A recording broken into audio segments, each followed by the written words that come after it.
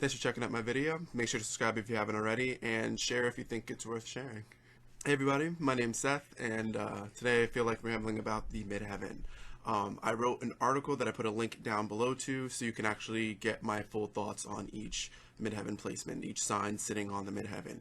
But what I'm going to be doing today in this video is talking about the celebrities I chose to represent those midheavens. In that article, I go through each sign sitting on the 10th house cusp and what that midheaven means, the idea of what that midheaven does for us, what we do in reaction, and the wish fulfillment that goes on between those two things. Now, the idea of wish fulfillment in the midheaven, I feel like, come from the idea of celebrity, the idea of famous people, why we obsess over them, why we give them money, why we give them attention. I think the midheaven is a lot more about our intentions and what we want from those people. And I think when we don't get to see people when all in person, when we don't have to get the opportunity to have conversations with these people, all we get to work off of is the work that they give to the world and the presentation that we take away from them being out in the world. I believe we create a relationship with the idea of these people. Whether they be famous celebrities or just everyday people, we create a relationship with the energy that's sitting on their midheaven. We take their work, we take their actions, we take their demeanor, we take the way that they live their lives, and we instill our own intentions into that. We throw our own intentions into the idea of them. And I think that relationship has a lot to do with wish fulfillment on our end, the people who are projecting our intentions. And I explore that in the article. I explore what that looks like for each midheaven. Now, we're going to start off with Aries. With an Aries midheaven, you more than likely have a Cancer ascendant. It could easily be Leo. It could easily be Gemini. But more than likely it's Cancer. I chose two celebrities for this one, and it's Angelina Jolie and Meryl Streep. Now, I chose these two because I feel as if they really embody two very specific ideas of the Aries midheaven.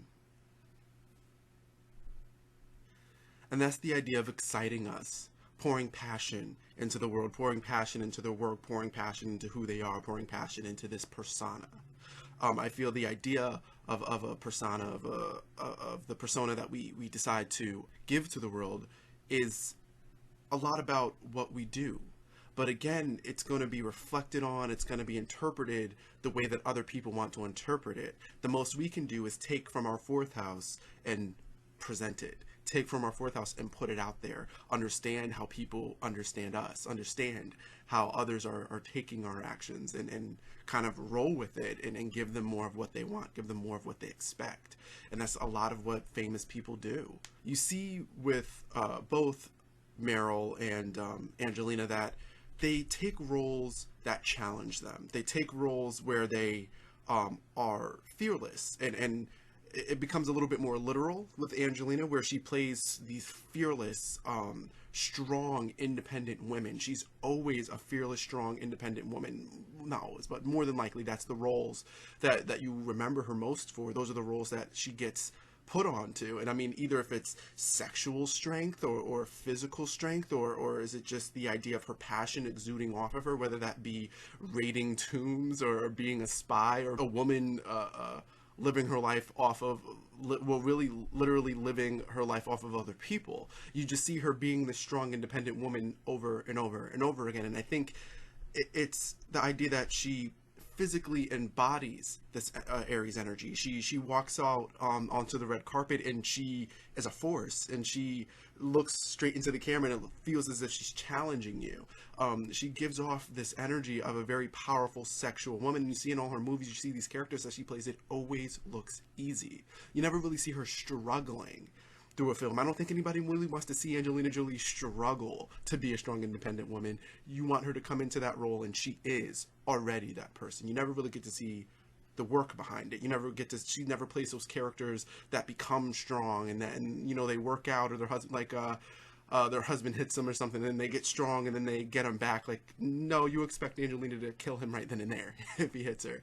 And I think that has a lot to do with what we're used to from her midheaven. I think it has a lot to do with the idea of us projecting that onto her. We want to see her be a force. We want to see her be strong. We want to see her take the lead. And I think when it comes to all Aries midheavens, that's what we want to see. And it doesn't have to be so literal as it is with Angelina, where she physically embodies that passion. She physically embodies that sexuality, all those Mars type keywords. It's very physical. It's very much on her. It's in her roles. It's in her look. It's in her. Now with Meryl, you see a lot more of it being a translation. The idea that she challenges herself and conquers every challenge with the roles that she takes. Maybe sometimes she'll be a strong, independent woman. Maybe sometimes she'll be a broken, weak woman. Maybe sometimes she'll be the broken, weak woman that becomes strong. Maybe sometimes she's just funny and she's just a mom, or she's just a grandmother, or she's a woman going through different challenges. Meryl will become whatever it is she needs to become, and she will succeed at it. We want to see her win. We don't care what role she's playing, as long as she's fucking good. And that's another side of that Aries energy. We want to see you succeed. And even though you might be playing a weaker type of woman, as long as you are personifying that and you are giving us this weak woman, you are giving us a character that we can believe, you are succeeding. And it's almost like just her being what she is breaks the fourth wall, because it's like, look at her succeed, look at her be this character, look how she convinced us, totally completely convinced us that she was this person for the last 90 minutes. That's a more complex way to understand that Aries energy, to watch her succeed, to watch her do her best, really seeing the fearlessness that she has within her roles and within choosing these roles. Where with Angelina, it's the fearlessness that these roles are actually portraying. Angelina Jolie plays fearless people, and Meryl Streep is fearless with the people that she decides to play. Now, for both of these women, we don't know what their actual personalities are. I mean, Angelina has a Cancer rising, where Meryl Streep has a Leo rising. I think that does make a big difference on how we interpret them, how much we like them, what we expect from them when they are not playing a role and they're just sitting down in front of us. I think Angelina is a lot more demure, I guess you could say, where Meryl is a lot more Meryl Streep almost feels like royalty. Like, she kind of walks into the room and you know she's the best actress in that room. You know she's the top dog, where Angelina might come in and you know she's the sexiest woman in that room. Like, they both claim something. They're gonna stake their claim on something. They're gonna be the best at whatever it is in that room. They're gonna claim it. And they don't have to say it.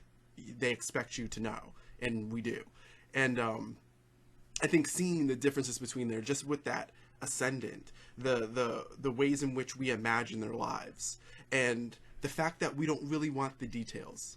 I think that's another thing, but I talk about that more a little bit in the article, that when you have an Aries midheaven, we don't want to know all about what you eat for breakfast and your habits and all that stuff like that. We don't want to know. We want to know what's driving you forward, what's your new biggest project, what's the next challenge that you're going to take on. And I think the wish fulfillment side of this, what is being fulfilled in us, is that we project a winner onto them. We want them to be a winner, because when they win and we expected it and we see it coming, it makes us feel like we won. Like, we're all winners here. We're on a team now. Every time they go out and do something great, like, I've always believed in them. Like, I'm on their side. They're my leader. Like, I'm behind them. And I can totally stand behind them, because I know every single time that they go out there, they're still going to be the best. And I'm still going to be just as much as a winner as they are. And it makes you feel as if that association makes you a part of a camp where you all are winners, because that's your leader. This is the person that you look up to. And it makes you feel as if you are now a winner. It makes you feel as if you are a part of the winning crowd, because they keep hitting that bar over and over and over again and moving it up over and over and over again.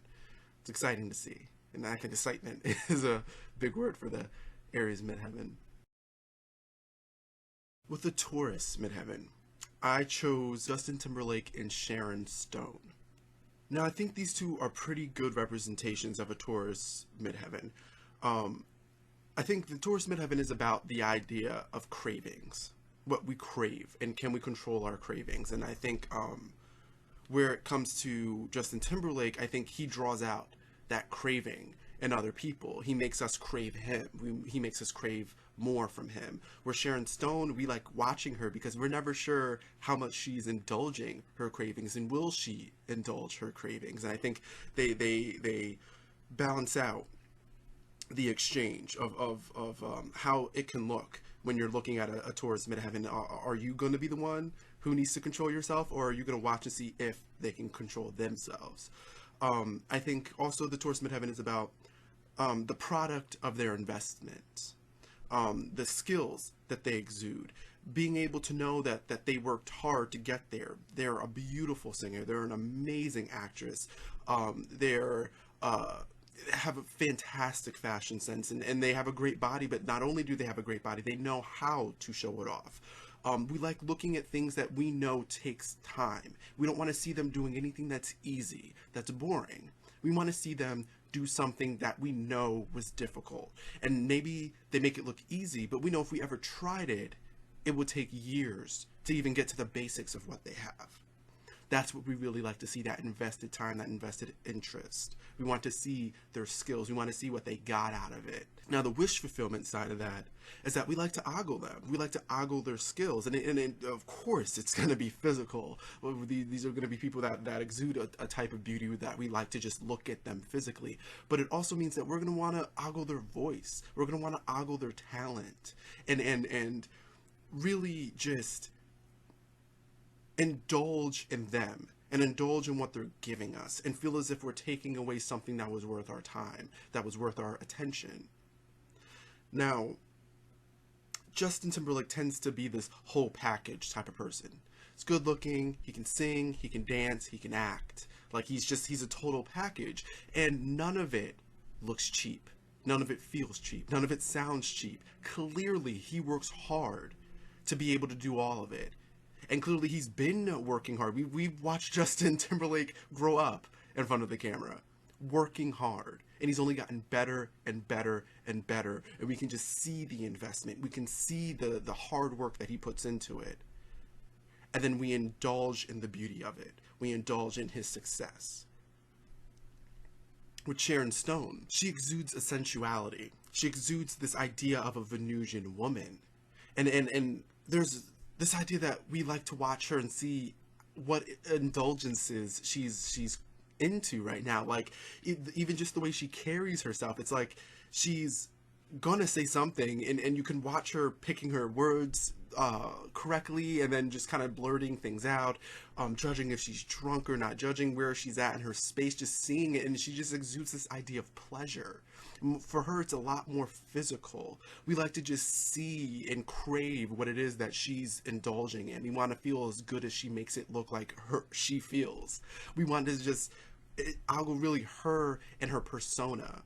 And then we project it onto her. She might be boring and unhappy, but when we look at her and we see the way that she communicates, and we see the results of her actions and delivery, our intention is to pull something out of it that we can ogle, pull something out of it that we can enjoy, pull something out of it that makes us feel like she does feel good, and she is feeling something that we're not feeling, and she is in the midst of some type of pleasure that I cannot have, but I want to watch her have it. And that's that wish fulfillment.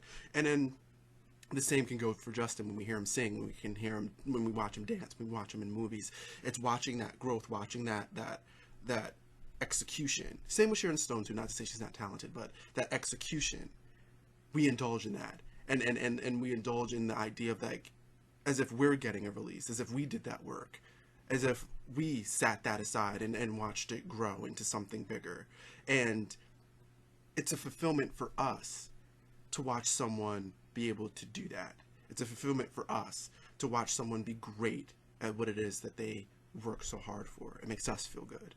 And their direction, whatever he wants it for, if he wants it for money, if he wants it for fame, we don't care.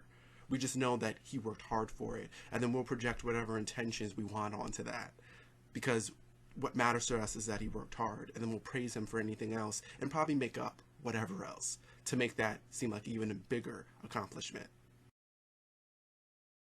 Now with the Gemini midheaven, I chose Madonna and Lady Gaga.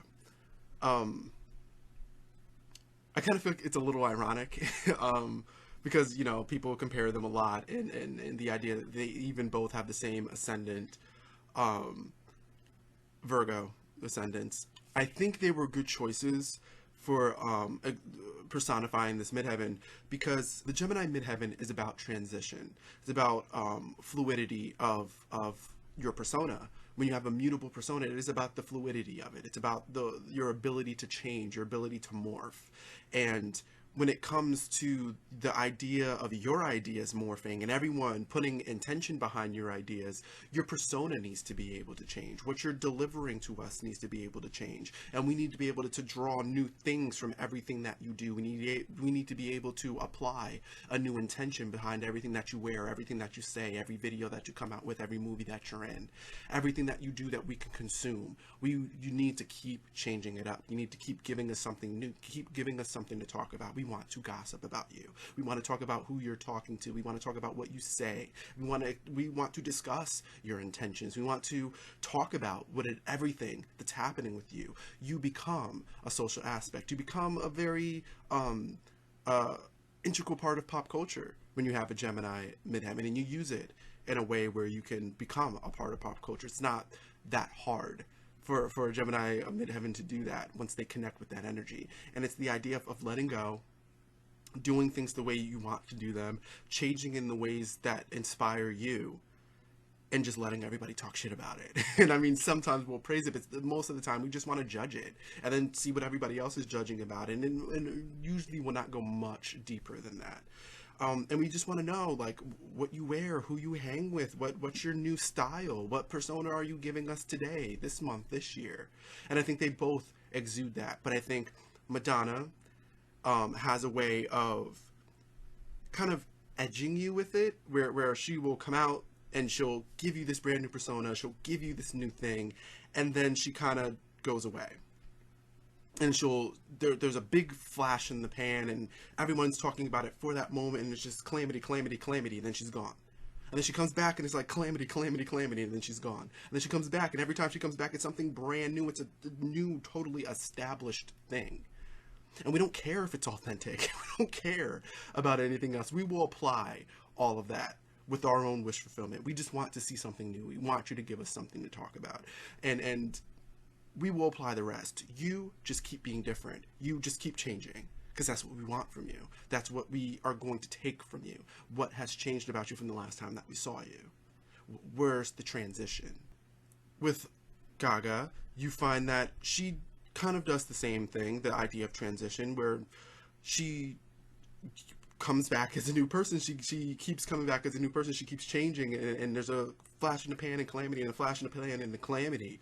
But the difference is that Lady Gaga does this every single time that you see her. Literally, you just saw her last week, and now you see her this week, and she looks like a totally different person. Her hair's a different color. She's wearing a crazy outfit. Her face literally is shaped different. Like, her makeup and everything, like, she will literally change her everything from like week to week, month to month, hour to hour. You never really fucking know what you're gonna get with her. She kind of takes what Madonna does every couple of years and puts it into this pressure cooker and makes it every couple of days, makes it every couple of events. Something new is gonna come out. So and plus there's a lot more expression, I think, with Gaga, where she's exploring a lot more of the pop culture. She's applying a lot more of what's going on around her. She's taking that feminine energy of taking what's already created and making something new out of what someone else already projected. And I mean, Madonna did the same exact thing, and Madonna does do the same exact thing,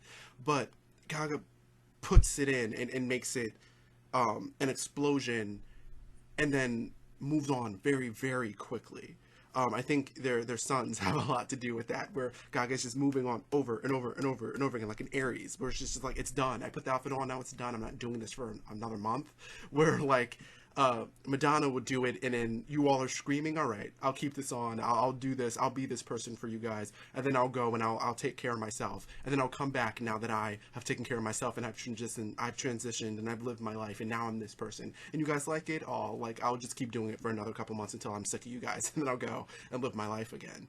I think it's fascinating to watch. That's exactly what it's about with that Gemini midheaven, but of course there are setbacks. And of course, it sounds a whole lot simpler than what it is to be that person, but just understand that everyone's looking, everyone's talking, everyone wants to know how you've changed and what you're doing. They just want to know your business. We just want to know just the little details about you. Understand that when you have a Gemini midheaven, that just comes with the territory. This is what we want from you. This is what we're going to apply to you no matter what. So you might as well take advantage of it like these two did. With a Cancer midheaven, I think this gives us a new insight into what Cancer, and I think all of them, all the water midheavens, what that really means to have a water midheaven. What it really means to have water energy, period. What water energy can really mean. Because when you put it on the midheaven, you do get to see that we want you to be a part of our family. We want you to be a part of us. And we want to feel as if we grew up with you. It takes time. You need to come into it early, and then let us grow with you. Let us grow comfortable with you. Let us grow comfortable with what you're giving us. And then we will take you in. The two people, or the two celebrities that I chose for this were Beyonce and Britney Spears. Now, I chose these two women because I feel as if they did just that. One of them is still very wholesome, still very family friendly, while being sexual, while being an adult, while being a full-fledged woman. Where the other is had a rougher transition into adulthood. We could not let go. We could not let her be a woman. She had to force us to understand that she was a woman. She had to force us to understand that she was an adult, and what type of adult that she was, or that she is. I think they both understand the idea of picking up the language that is around them, picking up on the environment. Who are they talking to? Who are their demographic? And they speak their language. And they understand how to make a connection with you. They both have Libra ascendants. They're very good at understanding what it is that you want from me and what it is I'm willing to give you, and let's meet in the middle. Now, with Britney, she came in very early. She worked very hard. She came in there just at the same time as Justin, where we watched her grow. But with Justin, it was more like, isn't it exciting how talented he is? Isn't it exciting to see him turn into a man and give us more and more talent? Where Britney, it was, let's put her on a pedestal. Isn't she precious? With adulthood came the idea of us wanting her to be a sister, wanting her to be a daughter, wanting her to be a mother, wanting her to be a wife. We want her to be every woman. We want her to be sexy. We want her to be the type of girl next door. We want her to be the woman we can take home to mom. We want her to be the woman we can gossip about with our dad. We want these women, we want these people to be the total package. And the same thing goes for men. We want you to be the brother. We want you to be the father. We want you to be the husband. We want you to be the type of man we can bring home to mom. We want you to be everything that a classical man or woman is supposed to be. And it's very rough, because no one is that. There's a lot of high expectations. And the ways in which they can elude those expectations is to just give us a little bit of everything and hope that we attach enough, which we will, because the talent is always going to have to be necessary. That's how you're going to get our attention. Be talented. Exude your talents. Put your talents on display. But then allow us to treat you like family. And that means we're going to talk shit about you. We're going to talk to you. Everybody knows you're going to say, you're going to be a lot more honest, and you're going to do things that you would never do to a stranger, to family. You would say and do a lot of things to your sister or your brother that you would never do to someone you just met, or you would never do to a stranger, even no matter how comfortable you got. But there are also things that, openness that you will never have with anyone else, that you will only have with your sister or your brother. And these type of people, these people with Cancer midheavens, they tend to pull that out of us. They tend to create that type of relationship. And I think the wish fulfillment is that we feel as if that's what they're doing, when really they're just trying to live their lives, be successful, and exude their talent, to be a person in the world. But that's what we're putting on to them. We want them to be our little sister. We imagine them to be our little sister, to be our wife, to be our girl on the side, or our man on the side. We want them to be our husbands, our fathers. We attach these different labels of what a certain man or a certain woman, these roles that they play, and we imagine that they are them. And then they indulge those fantasies for us. With Beyonce, she's one song, she's a siren and she's sexy and she's barely got any clothes on. The next song she's singing about a broken heart. The song after that she's singing about her daughter. The song after that she's talking about how strong she is with her man. Nobody's gonna break us apart. She's playing all the different roles. She is a wife. She's a hussy. She's a mother. She's giving you everything. I am all of this. I am every woman with every song. You attach to whichever one works for you. And Britney did the same thing. She came into it, I'm this little girl, I'm innocent. Now I'm an adult woman, I'm turning into something, I'm transitioning. And in every song, every new thing that she came out with, she was this personified thing. Now she's a whole package. Now she can be sexy, now she can be wholesome, now she's a girl next door, now she's somebody's wife, now she's a mother. And I think Britney's a lot more dug into. I think Britney's been around for a little bit longer, so we tend to dig into her a little bit more. She's the type of family member that we love, but we constantly feel as if we need to direct them. We constantly feel as if we need to tell them what to do and make decisions for them. And whenever they fuck up, we feel as if we need to sit them down and yell at them. We don't hate you. We're not mad at you. We're just disappointed. and that tends to come out. And people will treat you that way, as if you owe them something, as if they know you when you have a Cancer midheaven. And it's an expectation because they feel as if you're a part of their family.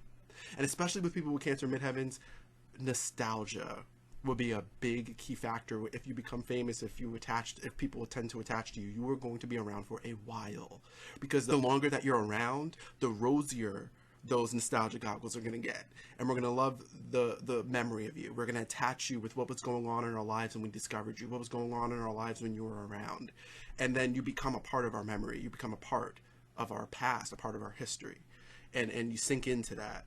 But there's a lot of what I've described is the other side of that, the idea that there are consequences that come with that. And I mean, Beyonce tends to be a little bit more standoffish. Beyonce tends to be a little bit more in control. We tend to trust her decisions a lot more, and I think that has a lot to do with their sun signs as well, with Britney being a Sag, this person that goes out and takes risks, the type of person that's not going to listen to what you have to say, and we feel the need to chastise her because we feel as if she's playing a little too rough. She's being a little too risky, and we feel the need to trap her, put her in a box, tell her how to act. Where Beyonce, she does it herself. She's self-correcting. So more or less, we end up trusting her decisions, letting her lead the way, letting her show us what we need to do. So of course there are many factors in the chart, but you can see how those many factors always end up aligning with that midheaven, especially when it's everyone else judging your decisions and adding their own intention.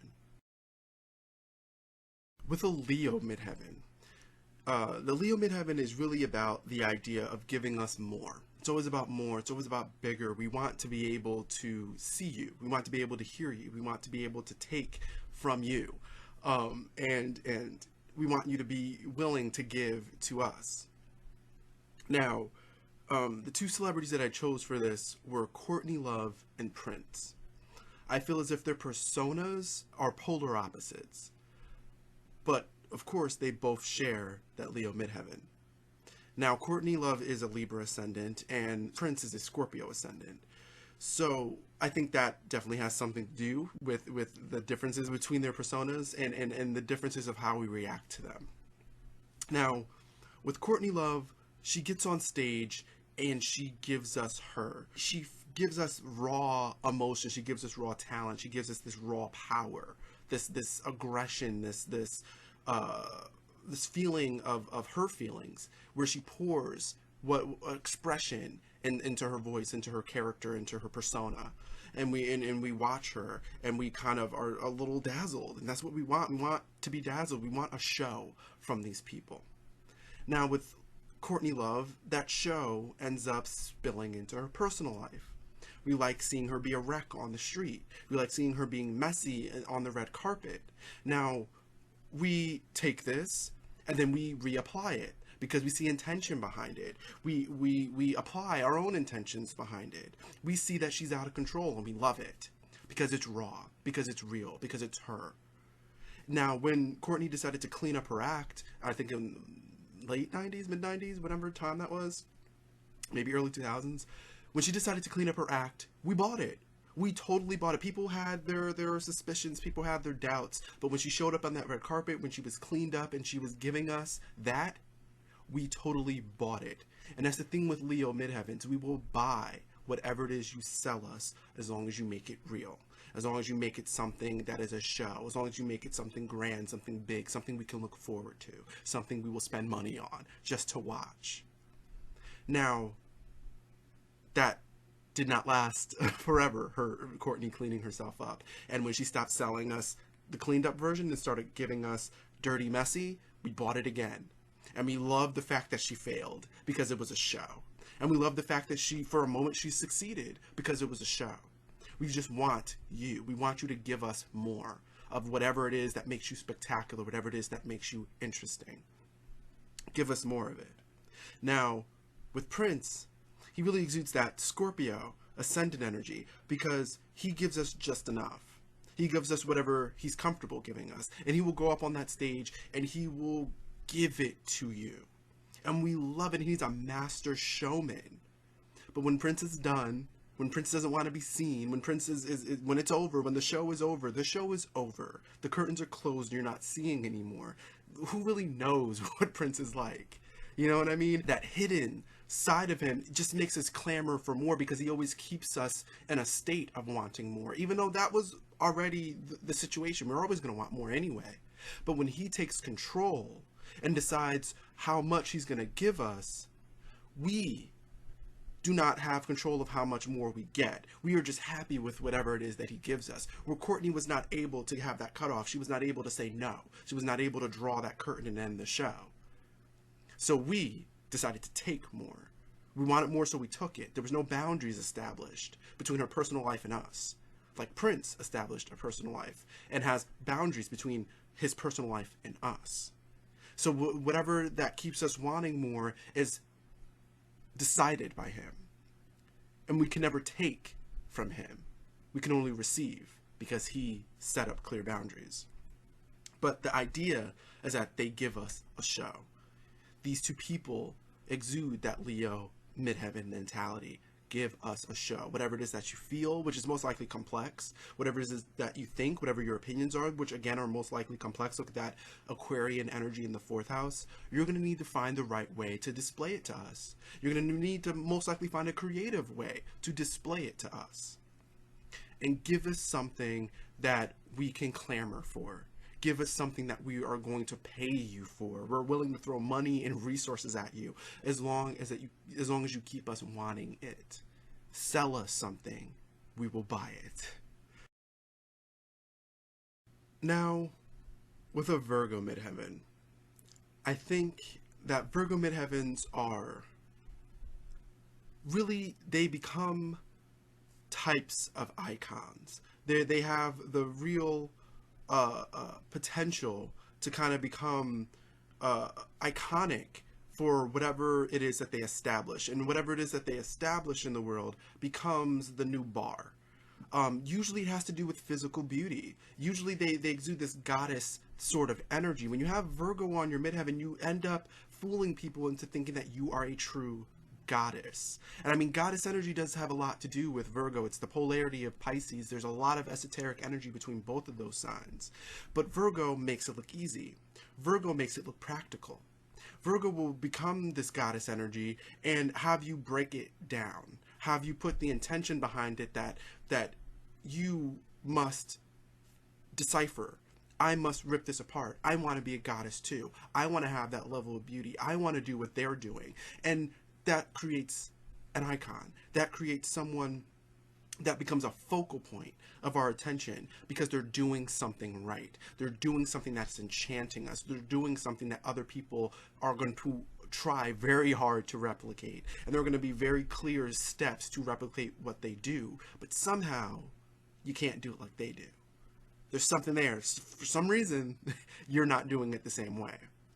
And it creates that frustration. And I think the wish fulfillment is that we will be like you. We will be better than you. We want to rip you apart. We want to judge you. We want to judge everything that you do. We love that you come off almost like this perfect thing. Because when you're perfect and we can prove otherwise, that this idea of perfection is bullshit, it makes us feel better. It makes us feel like we're closer to perfect because we thought you were perfect and now we know you're not, yet you're still beautiful. You're still an icon. So I can somehow get to where you are, right? Now you just made it even harder for me to let go of this energy between us, this energy between your persona and me, because I want to get to where you are. And even though you're not perfect, it feels like it's achievable because I thought you were before I ripped you apart. And I want other people to think I am before they rip me apart. And that's really what it's about, the idea of envy, the idea of wanting to rip those people apart, and a lot of it being cathartic when you rip those people apart. And it creates this kind of martyrdom sort of situation where Virgo midheavens, their persona becomes a martyr because they're going to have to be destroyed. You're going to have to go out there and be great at what you do and be fantastic and be skilled just for us to say you're full of shit, just for us to point out everything that's wrong with you, so we can be like you, so we can love you more, so we can attach to you more.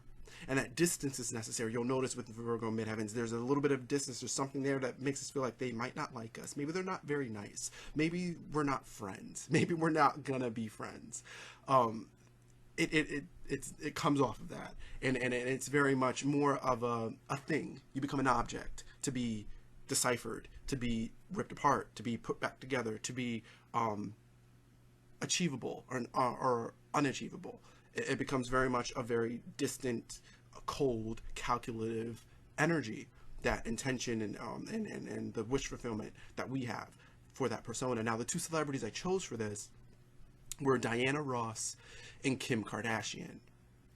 Now, I chose Diana Ross because Diana really put her body image on the map. She put her style and her type of beauty on the map for what it means to be a beautiful black woman of that day. She was in a group where she was constantly compared. She constantly stood out. She maybe didn't have the best voice out of the group. She maybe didn't have the best body. But there was something about the way that she did it. There was something about the idea of her persona seemed a lot more put together than everyone else's.